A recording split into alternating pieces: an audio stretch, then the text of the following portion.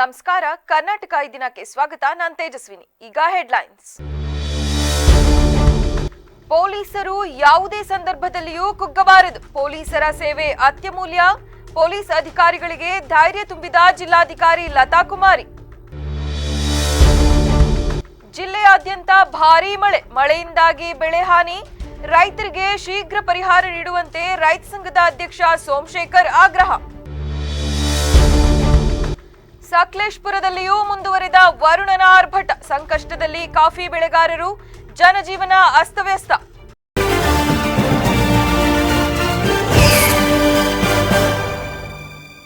ವಾರ್ತೆಗಳ ವಿವರ. ಪೊಲೀಸ್ ಸೇವೆ ಇಲ್ಲದಿದ್ದರೆ ಸಮಾಜದಲ್ಲಿ ಏನಾಗುತ್ತದೆ ಎಂಬುದನ್ನು ಯೋಚಿಸಿ ನೋಡಬೇಕು. ಪೊಲೀಸರು ನಮ್ಮ ರಕ್ಷಕರಾಗಿದ್ದಾರೆ. ಅವರ ಸೇವೆಯು ಅತ್ಯಮೂಲ್ಯ. ಯಾವುದೇ ಸಂದರ್ಭದಲ್ಲಿಯೂ ಪೊಲೀಸ್ ಅಧಿಕಾರಿಗಳು ಹಾಗೂ ಸಿಬ್ಬಂದಿಗಳು ಮಾನಸಿಕವಾಗಿ, ದೈಹಿಕವಾಗಿ ಕುಗ್ಗಬಾರದು ಎಂದು ಜಿಲ್ಲಾಧಿಕಾರಿ ಕೆಎಸ್ ಲತಾ ಕುಮಾರಿ ಧೈರ್ಯ ತುಂಬಿದರು. ನಗರದ ಜಿಲ್ಲಾ ಪೊಲೀಸ್ ಕವಾಯತು ಮೈದಾನದಲ್ಲಿ ಮಂಗಳವಾರ ಬೆಳಿಗ್ಗೆ ಹಾಸನ ಜಿಲ್ಲಾ ಪೊಲೀಸ್ ಇಲಾಖೆಯಿಂದ ಆಯೋಜಿಸಲಾದ ಪೊಲೀಸ್ ಹುತಾತ್ಮರ ದಿನಾಚರಣೆ ಕಾರ್ಯಕ್ರಮದಲ್ಲಿ ಮುಖ್ಯ ಅತಿಥಿಯಾಗಿ ಭಾಗವಹಿಸಿ ಮಾತನಾಡಿದ ಅವರು, ಯಾವುದೇ ದೇವಾಲಯದ ಉತ್ಸವವಾಗಲಿ, ಸಾರ್ವಜನಿಕ ಕಾರ್ಯಕ್ರಮವಾಗಲಿ ಜನಸಾಗರವನ್ನು ನಿಯಂತ್ರಿಸುವಲ್ಲಿ ಪೊಲೀಸ್ ಇಲಾಖೆ ಅತ್ಯಂತ ಮುಖ್ಯ ಪಾತ್ರ ವಹಿಸುತ್ತದೆ. ಪೊಲೀಸರಿಗೆ ನೈತಿಕತೆ ಇದೆ. ಅವರಿಗೆ ನಾವು ಸಹಕಾರ ನೀಡಬೇಕು. ತಮ್ಮ ಕರ್ತವ್ಯ ನಿರ್ವಹಣೆಯಲ್ಲಿ ಪೊಲೀಸರು ತಮ್ಮ ವೈಯಕ್ತಿಕ ಜೀವನವನ್ನೇ ತ್ಯಾಗ ಮಾಡುತ್ತಾರೆ. ಅವರು ಕ್ಷಣ ಮಾತ್ರ ಸುಮ್ಮನಾದರೆ ಸಮಾಜವೇ ಅಸ್ಥಿರವಾಗುತ್ತದೆ ಎಂದರು. ಪೊಲೀಸ್ ಇಲಾಖೆಯ ಒಂದು ಅಮೂಲ್ಯ ಸೇವೆಯನ್ನು ನಾವುಗಳೆಲ್ಲ ಸ್ಮರಿಸಬೇಕು. ಪೊಲೀಸರು ತಮ್ಮ ಒಳ್ಳೆಯ ಸೇವೆಯನ್ನು ಮುಂದುವರಿಸಿ ಯಾವುದೇ ಕ್ಷಣದಲ್ಲಿಯೂ ಕೂಡ ಮಾನಸಿಕವಾಗಿ, ದೈಹಿಕವಾಗಿ ಕುಗ್ಗಬೇಡಿ ಎಂದು ಧೈರ್ಯ ತುಂಬಿದರು. ಯಾಕೆಂದ್ರೆ ಪೊಲೀಸ್ ಇಲಾಖೆಗೂ ನಮ್ಮ ಜೀವನಕ್ಕೂ ತುಂಬ ಅನುಭವ ಸಂಬಂಧ. ಒಂದು ಕ್ಷಣ ಯೋಚಿಸಿ, ನಮ್ಮಲ್ಲಿ ಪೊಲೀಸ್ ಇಲಾಖೆ ಇಲ್ಲದೆ ಇದ್ದಿದ್ರೆ ನಮ್ಮ ಸಮಾಜ ಹೇಗೆ ಇರ್ತಿತ್ತು, ನಮ್ಮ ದೇಶ ಹೇಗೆ ಇರ್ತಾ ಇತ್ತು. ಅದರಲ್ಲೂ ಮುಖ್ಯವಾಗಿ ನಮ್ಮ ಜೀವನದಲ್ಲಂತೂ ನಾವು ಪೊಲೀಸ್ ಇಲಾಖೆಯ ಕುಟುಂಬದಿಂದಲೇ ಬಂದಿರೋದು. ಅದರ ಋಣ ನಮ್ಮ ಮೇಲೆ ತುಂಬ ಇದೆ. ನಮ್ಮ ತಂದೆ ಪೊಲೀಸ್ ಇಲಾಖೆಯಿಂದ, ನಮ್ಮ ತಾತ ಪೊಲೀಸ್ ಇಲಾಖೆಯಿಂದ. ಸೊ ಹಾಗಾಗಿ ಅದರ ನೋವು ನಮಗೆ ತುಂಬ ಚೆನ್ನಾಗಿ ಗೊತ್ತು.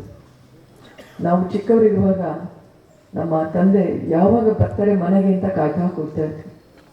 ಅಂದರೆ ಅವರು ಹೊರಗಡೆ ಹೋದರೆ ಅವರು ಸೇಫಾಗಿ ಮನೆಗೆ ಬರ್ತಾರಾ ಇಲ್ಲ ಅನ್ನೋದು ಕುಟುಂಬಕ್ಕೆ ತುಂಬ ಕಾಳಜಿ ಆಗಿಬಿಡ್ತದೆ. ಎಷ್ಟು ವಿಚಿತ್ರ ಅಲ್ಲ? ಇಡೀ ಸಮಾಜದ ರಕ್ಷಣೆಗೆ ಹೊರಟಿರೋರು ಅವರ ಕುಟುಂಬದ ರಕ್ಷಣೆ ಕಡೆಗಣನೆ. ನಾನು ಪ್ರತಿಯೊಂದು ಕುಟುಂಬವನ್ನು ನೋಡಿದ್ದೇನೆ. ಪೊಲೀಸ್ ಇಲಾಖೆಯಲ್ಲಿ ಕಾರ್ಯನಿರ್ವಹಿಸುತ್ತಿರುವವರ ಜೀವನ, ಅವರು ಕುಟುಂಬಕ್ಕೆ ಕೊಡುವ ಸಮಯ ಏನೂ ಇಲ್ಲ. ಸೊ ಹಾಗಾಗಿ ಬೆಳಿಗ್ಗೆ ಹೋದರೆ ಸಂಜೆ ಹೋದರೆ ಮತ್ತೆ ಇನ್ನೊಂದು ಡ್ಯೂಟಿ, ಮತ್ತೆ ಇನ್ನೊಂದು ಇನ್ನು ರಜೆಗಳಂತೂ ಕೇಳಲೇಬೇಡಿ. ಒಂದು ದಿನ ನಾವು ನಮ್ಮ ತಂದೆಯ ಜೊತೆಗೆ ಎಲ್ಲಾದರೂ ಹೊರಗಡೆ ಹೋಗಿದ್ದಿಲ್ಲ. ಇದು ನಾನು ಎಲ್ಲರ ಹತ್ರ ಕೇಳೋದು. ಪೊಲೀಸ್ ಇಲಾಖೆಯಲ್ಲಿ ಮೆಜಾರಿಟಿ ಇದೇ ಕಂಪ್ಲೇಂಟ್ ಇರ್ತದೆ. ರಜಾ ಸಿಗಲ್ಲ, ಕುಟುಂಬಕ್ಕೆ ಸಮಯ ಇಲ್ಲ. ಯಾವಾಗ ನೋಡಿದ್ರು ಡ್ಯೂಟಿ 24/7. ಹೆಸರಿಗೆ ಹೇಳ್ತವೆ 8 hours. ಸಾಕಾಗಲ್ಲ. ಯಾಕಂದರೆ ಆ ಕೆಲಸದ ಒತ್ತಡ ಎಷ್ಟೊಂದು ಇರ್ತದೆ ಅಂದರೆ ಅವರಿಗೆ ಮನೆಗೆ ಎಲ್ಲಿ ಸಮಯ ಕೊಡಬೇಕು, ಅವರ ಕಡೆ ಆರೋಗ್ಯದ ಕಡೆಗೆ, ಅವರ ಒಂದು ವೆಲ್ಫೇರ್ ಕಡೆಗೆ ಗಮನನೇ ಇಲ್ಲ. ಸೊ ಹಾಗಾಗಿ ಅವರ ಬಲಿದಾನವನ್ನು ಕಾರ್ಯಕ್ರಮದ ಅಧ್ಯಕ್ಷತೆ ವಹಿಸಿದ್ದ ಪ್ರಧಾನ ಜಿಲ್ಲಾ ಮತ್ತು ಸತ್ರ ನ್ಯಾಯಾಧೀಶೆ ಹೇಮಾವತಿ ಮಾತನಾಡಿ, ಸೇವೆ ಮಾಡುವಾಗ ಹುತಾತ್ಮರಾದ ಪೊಲೀಸರ ಸ್ಮರಣಾರ್ಥ ಪ್ರತಿ ವರ್ಷ ಅಕ್ಟೋಬರ್ 21ರಂದು ಈ ದಿನಾಚರಣೆ ಆಚರಿಸಲಾಗುತ್ತದೆ. ಕಳೆದ ಒಂದು ವರ್ಷದಲ್ಲಿ ದೇಶದಾದ್ಯಂತ 191 ಪೊಲೀಸ್ ಅಧಿಕಾರಿಗಳು ಮತ್ತು ಸಿಬ್ಬಂದಿಗಳು ಹುತಾತ್ಮರಾಗಿದ್ದಾರೆ. ಅವರ ಕುಟುಂಬಗಳು ಅನುಭವಿಸುತ್ತಿರುವ ನೋವು ಅಳತೆಗೂ ಮೀರಿದೆ. ಪೊಲೀಸರಿಗೆ ಅವರದೇ ಭದ್ರತೆ ಇರಬೇಕಲ್ಲವೇ ಎಂಬ ಪ್ರಶ್ನೆ ಸದಾ ಎದುರಾಗುತ್ತದೆ. ಅವರು 24 ಗಂಟೆ ಕರ್ತವ್ಯದಲ್ಲಿರುತ್ತಾರೆ. ಅವರ ಸೇವಾ ಭದ್ರತೆಗೂ ಸರ್ಕಾರ ಹೆಚ್ಚು ಗಮನ ಹರಿಸಬೇಕು ಎಂದು ಹೇಳಿದರು. ನಮ್ಮನ್ನು ಕಾಪಾಡುವಂತಹ ಹಾಗೂ ನಮ್ಮನ್ನು ಕಾಯುವಂತಹ ಪೊಲೀಸ್ ಅಧಿಕಾರಿಗಳ, ಸಿಬ್ಬಂದಿಗಳ ಕರ್ತವ್ಯದ ಸೇವಾ ಭದ್ರತೆ ಬಗ್ಗೆ ಹೆಚ್ಚಿನ ಅಗತ್ಯತೆ ಇದೆ ಎಂದು ಅಭಿಪ್ರಾಯ ವ್ಯಕ್ತಪಡಿಸಿದರು. ಆದರೆ ಅವರ ಕುಟುಂಬ ವರ್ಗದವರಿಗೆ ಎಷ್ಟೊಂದು ನೋವುಗಳು, ಆ ಅಗಲುವಿಕೆಯನ್ನು ಅವರು ಹೇಗೆ ಸಹಿಸಿಕೊಳ್ಬಹುದು ಅನ್ನೋದು ಪ್ರಶ್ನೆ ಬಂದಾಗ ಮೂಡುವಂತಹ ಒಂದು ಪ್ರಶ್ನೆ, ಪೊಲೀಸ್ ಅಧಿಕಾರಿಗಳಿಗೆ, ಸಿಬ್ಬಂದಿಗಳಿಗೆ ಭದ್ರತೆ ಇದೆಯಾ ಅನ್ನೋದು. ಮಗುವನ್ನು ಚಿವುಟಿ ತೊಟ್ಟಿಲು ತೂಗೋ ಕಾಲ ಈಗ ಬಂದಿದೆ. ಚಿವುಟೋರು ಯಾರೋ, ಆಮೇಲೆ ತೊಟ್ಟಿಲು ತೂಗೋರು ಯಾರು, ಅದರಲ್ಲಿ ನೋವು ಪಡುವವರು ಪೊಲೀಸ್ ಅಧಿಕಾರಿಗಳು ಮತ್ತು ಸಿಬ್ಬಂದಿಗಳು. 24/7 ಈ ಒಂದು ಕರ್ತವ್ಯ ನ್ಯಾಯಾಂಗ, ಕಾರ್ಯಾಂಗ, ಶಾಸಕಾಂಗಕ್ಕೂ ಇದೆ. ಆದರೆ ಪೊಲೀಸರ ಕರ್ತವ್ಯ ನೋಡಿದಾಗ ಅದಕ್ಕೂ ಮೀರಿ 24 ಅಷ್ಟೇ ಇರೋದು, ಅದಕ್ಕೂ ಮೀರಿ ಅಂತ ತಿಳ್ಕೋಬೋದು. ಯಾಕಂತೇಳಿದರೆ ಒಂದು ಕಡೆ ತಮ್ಮ ಬಂದೋಬಸ್ತ್ ಕರ್ತವ್ಯವನ್ನು ಮಾಡ್ತಾರೆ, ಇನ್ನೊಂದು ಕಡೆ ಅವರ ಕುಟುಂಬದ ಕಡೆಗೆ ಅವರು ಗಮನ ಹರಿಸಬೇಕಾಗಿರ್ತದೆ, ಮತ್ತೊಂದು ಕಡೆ ವೈಯಕ್ತಿಕವಾಗಿ ಅವರ ಮೇಲೂ ಗಮನ ಹರಿಸಬೇಕಾಗಿರ್ತದೆ. ಆದರೆ ಕರ್ತವ್ಯದ ಮೇಲೆ ಗಮನ ಕೊಡುವಾಗ ಅವರ ಮತ್ತು ಅವರ ಕುಟುಂಬದವರ ಮೇಲೆ ಗಮನ ಕೊಡಲಿಕ್ಕೆ ಬಹುಶಃ. ಕಾರ್ಯಕ್ರಮದ ಆರಂಭದಲ್ಲಿ ಅತಿಥಿಗಳಿಗೆ ಗೌರವ ವಂದನೆ ಸಲ್ಲಿಸಲಾಯಿತು. ಹುತಾತ್ಮ ಸ್ಮಾರಕದಲ್ಲಿ ಪುಷ್ಪಗುಚ್ಛ ಸಮರ್ಪಣೆ ಮಾಡಿ ಸ್ಮರಣಾರ್ಥಕವಾಗಿ 3 ಬಾರಿ ಗುಂಡು ಹಾರಿಸಲಾಯಿತು. ಹುತಾತ್ಮರ ಪಟ್ಟಿ ಓದಿದ ನಂತರ ಪೊಲೀಸ್ ಧ್ವಜವನ್ನು ಅರ್ಧಕ್ಕೆ ಇಳಿಸಿ ಇಬ್ಬನಿ ಮೌನ ಆಚರಿಸಲಾಯಿತು. ಈ ಸಂದರ್ಭದಲ್ಲಿ ಜಿಲ್ಲಾ ಪೊಲೀಸ್ ವರಿಷ್ಠಾಧಿಕಾರಿ ಎಂಎಸ್ ಮೊಹಮ್ಮದ್ ಸುಜೀತಾ, ಪೊಲೀಸ್ ಹೆಚ್ಚುವರಿ ಅಧೀಕ್ಷಕರು ವೆಂಕಟೇಶ್ ನಾಯ್ಡು ಸೇರಿದಂತೆ ಇಲಾಖೆಯ ಅನೇಕ ಅಧಿಕಾರಿಗಳು, ಸಿಬ್ಬಂದಿಗಳು ಹಾಗೂ ಜನಪ್ರತಿನಿಧಿಗಳು ಹಾಜರಿದ್ದರು. ಕಳೆದ ಕೆಲವು ದಿನಗಳಿಂದ ಜಿಲ್ಲೆಯಲ್ಲಿ ಭಾರೀ ಮಳೆಯಿಂದಾಗಿ ಕೆರೆ ಕಟ್ಟೆ ಒಡೆದು ಅಪಾರ ಪ್ರಮಾಣದ ಬೆಳೆ ಹಾನಿಯಾಗಿದೆ. ಜಿಲ್ಲಾಡಳಿತ ಈ ಕೂಡಲೇ ಬೆಳೆ ಹಾನಿ ಸಮೀಕ್ಷೆ ನಡೆಸಿ ರೈತರಿಗೆ ಸೂಕ್ತ ಪರಿಹಾರ ನೀಡಬೇಕೆಂದು ಕರ್ನಾಟಕ ರಾಜ್ಯ ರೈತ ಸಂಘದ ಜಿಲ್ಲಾ ಘಟಕದ ಅಧ್ಯಕ್ಷ ಸೋಮಶೇಖರ್ ಒತ್ತಾಯಿಸಿದರು. ಪತ್ರಿಕಾಗೋಷ್ಠಿಯಲ್ಲಿ ಮಾತನಾಡಿದ ಅವರು, ನಿರಂತರವಾಗಿ ಸುರಿಯುತ್ತಿರುವ ಭಾರೀ ಮಳೆಯಿಂದಾಗಿ ಜಿಲ್ಲೆಯ ಹಲವು ಕೆರೆಗಳ ಕೋಡಿ ಬಿದ್ದು ಭತ್ತ, ಮೆಕ್ಕೆಜೋಳ, ರಾಗಿ ಸೇರಿದಂತೆ ಅನೇಕ ಬೆಳೆಗಳು ಕೊಚ್ಚಿ ಹೋಗಿವೆ. ಅಲ್ಲದೆ ಬಿಳಿ ಸುಳಿ ರೋಗದಿಂದ ಬೆಳೆ ಬೆಳೆದ ರೈತರು ಸಂಕಷ್ಟದಲ್ಲಿದ್ದಾರೆ. ಇದೀಗ ಸುರಿಯುತ್ತಿರುವ ಮಳೆ ತೀವ್ರ ತೊಂದರೆಯನ್ನುಂಟು ಮಾಡುತ್ತಿದೆ. ಹಾಗಾಗಿ ರೈತರಿಗೆ ಶೀಘ್ರ ಬೆಳೆ ಹಾನಿ ಪರಿಹಾರ ನೀಡಬೇಕು. ವಿಪರೀತ ಮಳೆಯ ಪ್ರಭಾವದಿಂದಾಗಿ ಕೆರೆ ಕಟ್ಟೆ ಕೋಡಿ ಒಡೆದು ಅಪಾರ ಪ್ರಮಾಣದ ಬೆಳೆ ಹಾನಿಯಾಗಿದೆ. ಇದು ರೈತರಿಗೆ ಗಾಯದ ಮೇಲೆ ಬರೆ ಎಳೆದಂತಾಗಿದೆ. ಕೂಡಲೇ ಜಿಲ್ಲಾ ಉಸ್ತುವಾರಿ ಸಚಿವರು, ಜಿಲ್ಲಾಧಿಕಾರಿಗಳು ಬೆಳೆ ಹಾನಿಯಾಗಿರುವ ಸ್ಥಳಕ್ಕೆ ಭೇಟಿ ನೀಡಿ ಸ್ಥಳ ಪರಿಶೀಲಿಸಿ ರೈತರಿಗೆ ಸೂಕ್ತ ಪರಿಹಾರ ಒದಗಿಸಬೇಕೆಂದು ಆಗ್ರಹಿಸಿದರು. ಈ ಹಿಂದೆ ಸಕಲೇಶಪುರ ಭಾಗಕ್ಕೆ ಮಾತ್ರ ಸೀಮಿತವಾಗಿದ್ದ ಕಾಡಾನೆ ಹಾವಳಿ ಇದೀಗ ಆಲೂರು, ಬೇಲೂರು ಹಾಗೂ ಅರಕಲಗೂಡು ತಾಲೂಕಿಗೂ ವ್ಯಾಪಿಸಿದೆ. ಕಾಡಾನೆ ದಾಂಧಲೆಯಿಂದ ನಿತ್ಯ ರೈತರು ನರಕಯಾತನೆ ಅನುಭವಿಸುವಂತಾಗಿದೆ. ಇಲ್ಲಿಯ ಕಾಡಾನೆ ಸಮಸ್ಯೆಗೆ ಪರಿಹಾರ ರೂಪಿಸುವಂತೆ ಹಲವು ವರ್ಷಗಳಿಂದ ಸಂಘಟನೆಯಿಂದ ಹೋರಾಟ ಮಾಡಿದರೂ ಪರಿಹಾರ ಒದಗಿಸಲು ಸಾಧ್ಯವಾಗಿಲ್ಲ. ಕೂಡಲೇ ಕಾಡಾನೆ ಸಮಸ್ಯೆಯನ್ನು ಪರಿಹರಿಸಬೇಕು, ಇಲ್ಲವಾದಲ್ಲಿ ಮುಂದಿನ ದಿನಗಳಲ್ಲಿ ರೈತ ಸಂಘಟನೆಯಿಂದ ಉಗ್ರ ಹೋರಾಟ ಮಾಡುವುದಾಗಿ ಎಚ್ಚರಿಸಿದರು. ಪತ್ರಿಕಾಗೋಷ್ಠಿಯಲ್ಲಿ ಸಂಘಟನೆಯ ಜಿಲ್ಲಾ ಉಪಾಧ್ಯಕ್ಷ ವರದಿಗೌಡ, ವಾಜಿದ್ ಬೇಗ್, ಅಶೋಕ್ ಇನ್ನಿತರರು ಹಾಜರಿದ್ದರು. ಇವತ್ತು ಕೆರೆಗಳು ಯಾವ ಮಟ್ಟಕ್ಕಾಗಿದೆ ಅಂದರೆ ನಮ್ಮ ಜಿಲ್ಲೆಯಲ್ಲಿ ಆಗಿರತಕ್ಕಂತಹ ಒಂದು ನಷ್ಟ ಯಾವುದೇ ಒಂದು ಜಿಲ್ಲೆಗಳಲ್ಲೂ ಆಗಿಲ್ಲ. ಆ ಮಟ್ಟದಲ್ಲಿ ಒಂದು ನಷ್ಟಗಳಾಗಿದೆ. ಕೆರೆಗಳು ಒಡೆದು ಹಾಲೆ ಈಗ ಭತ್ತ ನಾಟಿ ಮಾಡಿದ್ದೀವಿ. ಭತ್ತ ನಾಟಿ ಮಾಡಿದರೂ ಕೂಡ ಅದಕ್ಕೆ ಬೆಂಕಿ ರೋಗ, ಈ ಥರವು ರೋಗ ಬಿತ್ತನೆ ಬೀಜಗಳ ಒಂದು ಅಭಾವದಿಂದ, ಅವುಗಳ ಕೊರತೆ, ಅವು ಆರೋಗ್ಯಕರವಾದ ಬೀಜಗಳನ್ನ ವಿತರಣೆ ಮಾಡದೇ ಇರೋ ಒಂದು ವಿಚಾರದಿಂದ ಅದರಲ್ಲರ್ಧ ರೈತರು ನೊಂದರೂ ಕೂಡ ಇವತ್ತಿನ ಪರಿಸ್ಥಿತಿ ಏನಾಗಿದೆ ಅಂದರೆ ಕೆರೆಗಳು ಒಡೆದೋಗಿ ಇವತ್ತು 50% ಪೂರ್ಣವಾದ ಗದ್ದೆಗಳ ಮೇಲೆ ನೀರು ನುಗ್ಗಿ ಪೂರ್ಣ ಗದ್ದೆಗಳು ನಷ್ಟವಾಗಿದೆ. 3 ಬಾರಿ ಬಿತ್ತನೆ ಮಾಡಿದ್ದೀವಿ. ಜೋಳ 3 ಬಾರಿ ಬಿತ್ತನೆ, ಭತ್ತ 3 ಬಾರಿ ಬಿತ್ತನೆ ಮಾಡಿದ್ದೀವಿ. ಇದರಿಂದ ತುಂಬ ನಮ್ಮ ಜಿಲ್ಲಾದ್ಯಂತ ತುಂಬ ನಷ್ಟನ ಆಗ್ತಾಯಿದೆ. ಇದರಿಂದ ಜಿಲ್ಲಾಡಳಿತ ಕೂಡಲೇ ರೈತ ಆತ್ಮಹತ್ಯೆಯನ್ನು ತಡಿಬೇಕು ಅಂದರೆ ಇಮ್ಮಿಡಿಯೇಟ್ಲಿ ಜಿಲ್ಲಾ ಒಂದು ಉಸ್ತುವಾರಿ ಸಚಿವರುಗಳು ಹಾಗೂ ನಮ್ಮ ಜಿಲ್ಲಾಧಿಕಾರಿಗಳು ಹಾಗೂ ನಮ್ಮ MLAಗಳು ಎಲ್ಲರೂ ಕೂಡ ಕೈ ಜೋಡಿಸ್ಬೇಕು.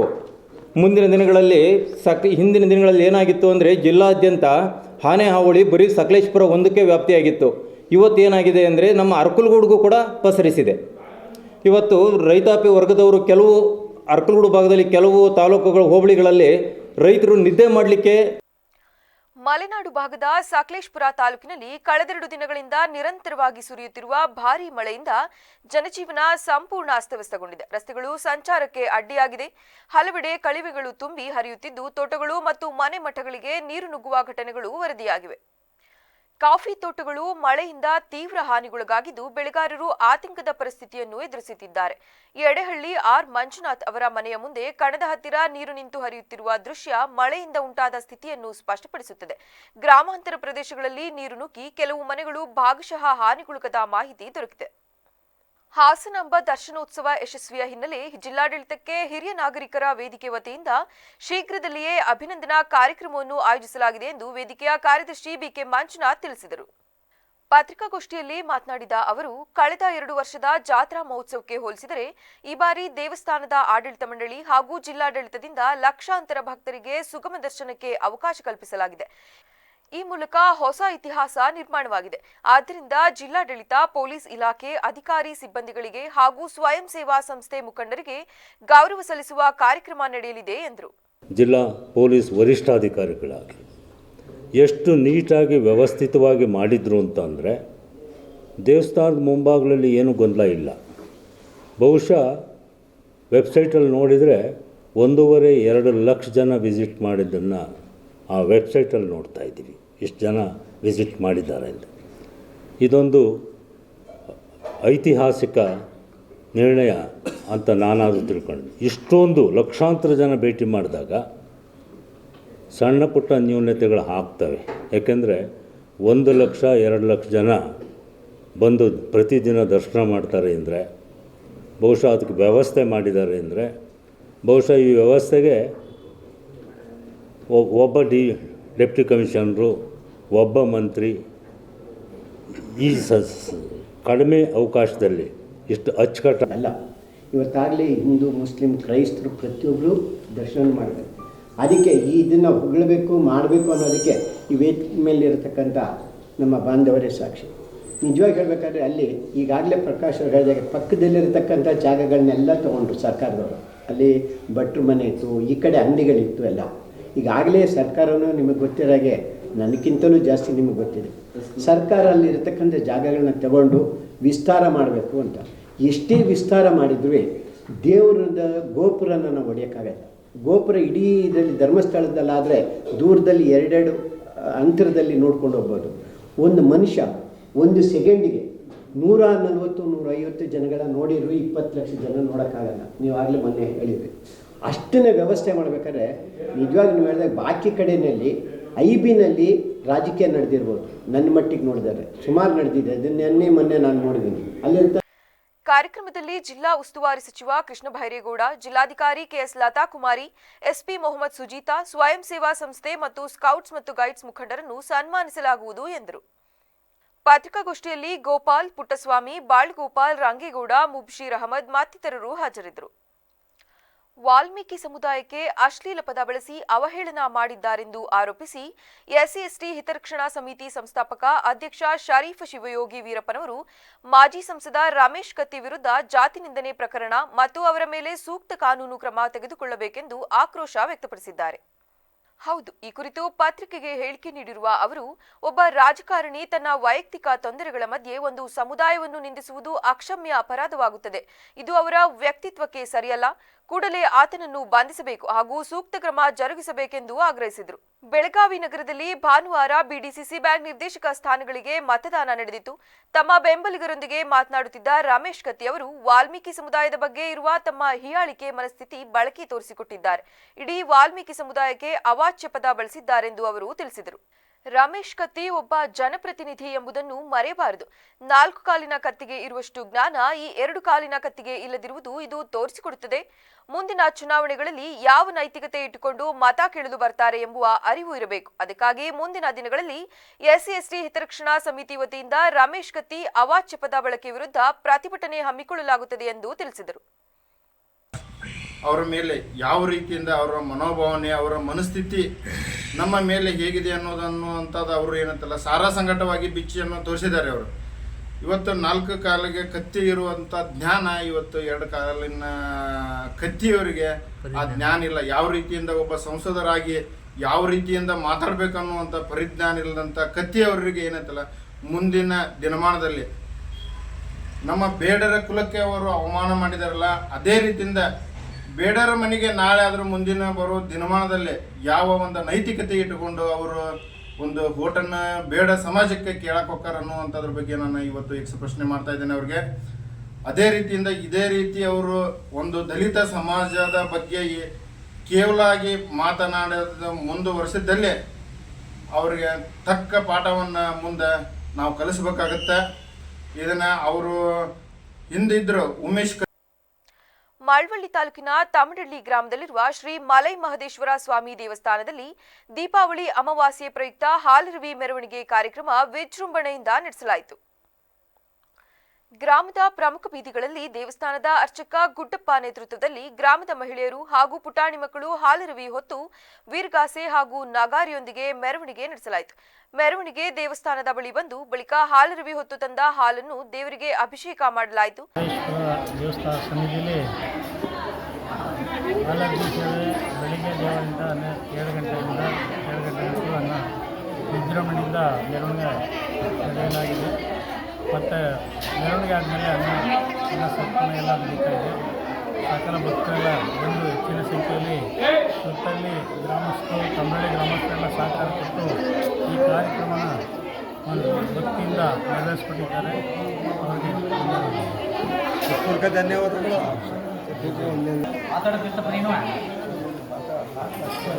ಈ ವೇಳೆ ದೇವಸ್ಥಾನದ ಭಕ್ತ ಮಂಡಳಿ ಸಮಿತಿ ಅಧ್ಯಕ್ಷ ಮಾದೇಶ, ಅರ್ಚಕ ಮಾದೇಶ ಗುಡ್ಡಪ್ಪ, ತಮಡಳ್ಳಿ ಗ್ರಾಮದ ಯಜಮಾನರುಗಳು, ಮುಖಂಡರು ಸೇರಿದಂತೆ ಹಲವರು ಹಾಜರಿದ್ದರು.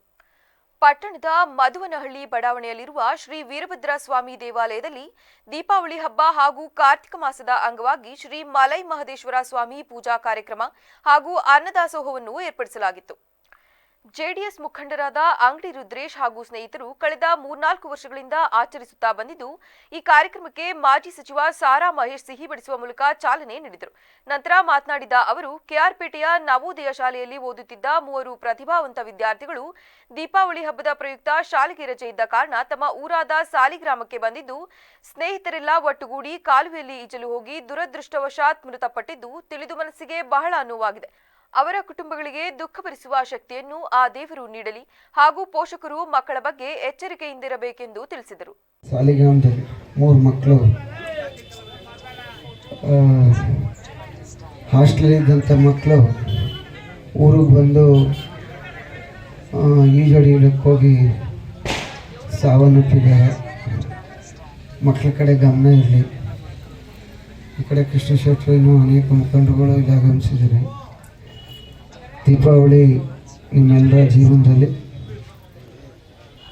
ಬೆಳಗುವಂತಾಗಲಿ ಅಂಥೇಳಿ ಅರ್ಕೇಶ್ ಸ್ವಾಮಿಯಲ್ಲಿ ಪ್ರಾರ್ಥನೆಯನ್ನು ಮಾಡ್ತಾ, ತಾವೇನಿಲ್ಲಿ ನಮ್ಮ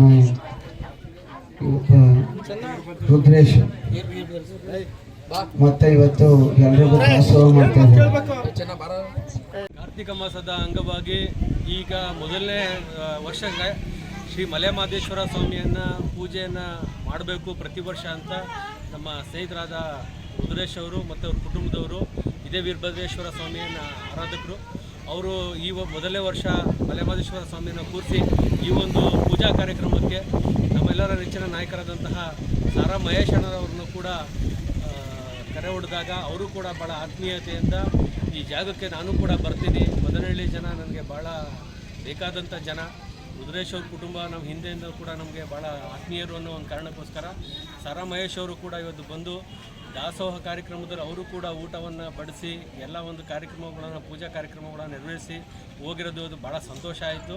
ಈ ಒಂದು ಕಾರ್ಯಕ್ರಮ ಈ ಸಂದರ್ಭದಲ್ಲಿ ಪುರಸಭಾ ಸದಸ್ಯರಾದ ಉಮೇಶ್, ಸರೋಜಾ ಮಾದೇವ್, ನಗರ ಜೆಡಿಎಸ್ ಕಾರ್ಯದರ್ಶಿ ಕೆಎಸ್ ರುದ್ರೇಶ್, ಪುರಸಭಾ ಮಾಜಿ ಅಧ್ಯಕ್ಷ ಕಾಂತರಾಜು ಇನ್ನಿತರರು ಹಾಜರಿದ್ದರು. ದೀಪಾವಳಿ ಅಮಾವಾಸ್ಯ ಹಿನ್ನೆಲೆಯಲ್ಲಿ ಕಾಪನಹಳ್ಳಿ ಗವಿಮಠದ ಶ್ರೀ ಸ್ವಾತಂತ್ರ್ಯ ಸಿದ್ದಲಿಂಗೇಶ್ವರ ದೇವಾಲಯದಲ್ಲಿ ವಿಶೇಷ ಪೂಜೆ ಸಲ್ಲಿಸಲಾಯಿತು. ಕೆಆರ್ಪೇಟೆ ತಾಲೂಕಿನ ಕಾಪನಹಳ್ಳಿ ಗವಿಮಠದಲ್ಲಿ ವಿಶೇಷ ಪೂಜೆಗೆ ಭಕ್ತ ಸಮೂಹವೇ ಹರಿದು ಬಂದಿತ್ತು. ಸುಮಾರು 1,000 ಮೂಸಂಬಿ ಹಣ್ಣಿನಿಂದ ಪವಾಡ ಪುರುಷ ಶ್ರೀ ಸಿದ್ದೇಶ್ವರರಿಗೆ ವಿಶೇಷ ಅಲಂಕಾರ ಮಾಡಲಾಗಿತ್ತು. ಸ್ವತಂತ್ರ ಶ್ರೀ ಚನ್ನವೀರ್ಯ ಸ್ವಾಮಿಗಳಿಂದ ಈ ವಿಶೇಷ ಅಲಂಕಾರ ಏರ್ಪಡಿಸಿದರು. ಶ್ರದ್ಧಾ ಭಕ್ತಿ ಕೇಂದ್ರವಾಗಿರುವ ಕಾಪನಹಳ್ಳಿ ಗವಿಮಠದ ಶ್ರೀ ಸ್ವಾತಂತ್ರ್ಯ ಸಿದ್ದೇಶ್ವರ ದೇವಾಲಯದ ವಿಶೇಷ ಪೂಜೆ ಹಿನ್ನೆಲೆ ಭಗವಂತನ ದರ್ಶನ ಪಡೆದು ಭಕ್ತ ಸಮೂಹವೇ ಪುನೀತರಾದರು. ಗುಬ್ಬಿ ತಾಲೂಕಿನ ಯಳದಾಸನಹಟ್ಟಿ ಗ್ರಾಮದ ಶ್ರೀ ಚಿತ್ರಲಿಂಗೇಶ್ವರ ಸ್ವಾಮಿಯ ದೀಪಾವಳಿ ಜಾತ್ರಾ ಮಹೋತ್ಸವ ಸಡಗರ ಸಂಭ್ರಮದಿಂದ ನಡೆಯಿತು. ಜಾತ್ರಾ ಮಹೋತ್ಸವದ ಅಂಗವಾಗಿ ದೇವಸ್ಥಾನದಲ್ಲಿ ಬೆಳಗ್ಗೆ ಧಾರ್ಮಿಕ ವಿಧಿವಿಧಾನಗಳೊಂದಿಗೆ ಮಹಾಮಂಗಳಾರತಿ ಹಾಗೂ ಪೂಜಾ ಕಾರ್ಯಗಳು ನಡೆದವು. ಮಧ್ಯಾಹ್ನ ಮಹಿಳೆಯರಿಂದ ಸಾಮೂಹಿಕವಾಗಿ ಆರತಿ ಕಾರ್ಯಕ್ರಮ ನಡೆಯಿತು. ಶ್ರೀ ಚಿತ್ರಲಿಂಗೇಶ್ವರ ಸ್ವಾಮಿ ಹಾಗೂ ಈರ್ಚಿಕ್ಕಣ್ಣ ಸ್ವಾಮಿಯವರ ಆರತಿ ಕಾರ್ಯಕ್ರಮ ಹಾಗೂ ಊರಿನ ಪ್ರಮುಖ ಬೀದಿಗಳಲ್ಲಿ ಉತ್ಸವ ನಡೆಯಿತು. ಜಿಲ್ಲೆಯ ವಿವಿಧ ಭಾಗಗಳಿಂದ ಆಗಮಿಸಿದ ಭಕ್ತರು ಶ್ರೀ ಚಿತ್ರಲಿಂಗೇಶ್ವರ ಸ್ವಾಮಿಯವರ ದರ್ಶನ ಪಡೆದು ಪುನೀತರಾದರು. ಈ ಸಂದರ್ಭದಲ್ಲಿ ಸುದ್ದಿಗಾರರೊಂದಿಗೆ ಮಾತನಾಡಿದ ಗುಂಡೀರಯ್ಯ ಅವರು ಶ್ರೀ ಚಿತ್ರಲಿಂಗೇಶ್ವರ ಸ್ವಾಮಿಯವರ ಜಾತ್ರಾ ಮಹೋತ್ಸವವನ್ನು ಸುಮಾರು 60 ವರ್ಷಗಳಿಂದ ನಮ್ಮೆಲ್ಲ ಗ್ರಾಮದವರು ಒಗ್ಗೂಡಿ ಆಚರಣೆ ಮಾಡುತ್ತಿದ್ದೇವೆ. ವಿಶೇಷವಾಗಿ ದೀಪಾವಳಿ ಜಾತ್ರಾ ಮಹೋತ್ಸವದ ಅಂಗವಾಗಿ 3 ದಿನಗಳ ಕಾಲ ಜಾತ್ರಾ ಮಹೋತ್ಸವ ಅದ್ದೂರಿಯಾಗಿ ಮಾಡುತ್ತೇವೆ. ದೀಪ ಇಳಿಸುವ ಹಾಗೂ ದೀಪ ಏರಿಸುವ 2 ಕಾರ್ಯಕ್ರಮವು ಸಡಗರ ಸಂಭ್ರಮದಿಂದ ಶ್ರೀ ಚಿತ್ರಲಿಂಗೇಶ್ವರ ಹಾಗೂ ವೀರಚಿಕ್ಕಣ್ಣ ಸ್ವಾಮಿಯವರ ಜಾತ್ರಾ ಮಹೋತ್ಸವವನ್ನು ನಮ್ಮೆಲ್ಲ ಸಮುದಾಯದವರು ಒಂದಾಗಿ ಪ್ರತಿ ವರ್ಷವೂ ಬಹಳ ವಿಜೃಂಭಣೆಯಿಂದ ಆಚರಿಸುತ್ತಿದ್ದೇವೆ. ಈ ವರ್ಷವೂ ಕೂಡ ಜಾತ್ರೆಯನ್ನು ಮಾಡುತ್ತಿದ್ದು ಶ್ರೀ ಚಿತ್ರಲಿಂಗೇಶ್ವರ ಸ್ವಾಮಿ ಪ್ರಸಿದ್ಧಿ ಪಡೆದು ಪವಾಡ ದೇವರಾಗಿದೆ ಎಂದು ತಿಳಿಸಿದರು. ಇತಿಹಾಸದಿಂದ ನಾವು ದೇವರ ಬೆಲೆಯಲ್ಲಿ ಅಮ್ಮ ಮನೋರಂಜ ಚಿತ್ರಲಿಂಗೇಶ್ವರ ಇವ ನಾವು ಇತಿಹಾಸದಿಂದ ಮಾಡಿಕೊಂಡು ಸಂತುಲಿಗೆ ನಡೆದುಕೊಂಡು ಕಾಡುಗೊಲ್ಲ ಸಮುದಾಯ ಕಾಡುಗೊಲ್ಲ ಆರಾಧ್ಯ ದೇವರ ಕಾಡುಗೊಲ್ಲ ಸಮುದಾಯ ದೇವರು ನಾವು ಉದ್ಘಾಟನೆ ಮಾಡಿಕೊಂಡು ನಾವು ನಮ್ಮ 65 ವರ್ಷದಿಂದ ನಾವು 65 ವರ್ಷ ನಮಗೆ ಅಲ್ಲೇ 65 ವರ್ಷ 300 ವರ್ಷದಿಂದಲೇ ಇತಿಹಾಸ ದೇವರು ನಾವು ಧರ್ಮವಾಗಿ ಸತ್ಯವಾಗಿ ನಡ್ಕೊಂಡ್ಬಂದಿರೋಂಥ ದೇವರಿದು. ಇದು ಬಹಳ ಅದ್ಭುತವಾದ ದೇವರು, ಪವಾಡ ದೇವರು, ಕಾಡುಗೊಲ್ಲ. ಏನೇ ಮಾಡ್ತೀವಿ ಜಾತ್ರೆಯಲ್ಲಿ? ಜಾತ್ರೆಗೆ ಗಂಗಸ್ನಾನ, ದೀಪೋತ್ಸವ. ಈ ಸಂದರ್ಭದಲ್ಲಿ ಪೂಜಾರಿ ಬಸವಲಿಂಗಯ್ಯ, ಗೌಡಕದರಯ್ಯ, ಇಟ್ಟಿಗೆ ಫ್ಯಾಕ್ಟರಿ ಚಿತ್ತಯ್ಯ, ಬಸವರಾಜು, ಕೆಎಸ್ಆರ್ಟಿಸಿ ಗುಂಡೀರಯ್ಯ, ಮಣ್ಣಿಗಯ್ಯ ಸೇರಿದಂತೆ ಇನ್ನಿತರರು ಭಾಗವಹಿಸಿದರು. ಈಗ ಮತ್ತೊಮ್ಮೆ ಹೆಡ್ಲೈನ್ಸ್. ಪೊಲೀಸರು ಯಾವುದೇ ಸಂದರ್ಭದಲ್ಲಿಯೂ ಕುಗ್ಗಬಾರದು. ಪೊಲೀಸರ ಸೇವೆ ಅತ್ಯಮೂಲ್ಯ. ಪೊಲೀಸ್ ಅಧಿಕಾರಿಗಳಿಗೆ ಧೈರ್ಯ ತುಂಬಿದ ಜಿಲ್ಲಾಧಿಕಾರಿ ಲತಾ ಕುಮಾರಿ. ಜಿಲ್ಲೆಯಾದ್ಯಂತ ಭಾರೀ ಮಳೆಯಿಂದಾಗಿ ಬೆಳೆ ಹಾನಿ. ರೈತರಿಗೆ ಶೀಘ್ರ ಪರಿಹಾರ ನೀಡುವಂತೆ ರೈತ ಸಂಘದ ಅಧ್ಯಕ್ಷ ಸೋಮಶೇಖರ್ ಆಗ್ರಹ. ಸಕಲೇಶಪುರದಲ್ಲಿಯೂ ಮುಂದುವರೆದ ವರುಣನ ಆರ್ಭಟ. ಸಂಕಷ್ಟದಲ್ಲಿ ಕಾಫಿ ಬೆಳೆಗಾರರು. ಜನಜೀವನ ಅಸ್ತವ್ಯಸ್ತ. ಕ್ಷಣ ಕ್ಷಣದ ಸುದ್ದಿಗಾಗಿ ನೋಡ್ತಾ ಇರಿ ವಿವಿಸಿ ಟಿವಿ. ಸತ್ಯದ ಕಡೆ ನಮ್ಮ ನಡೆ.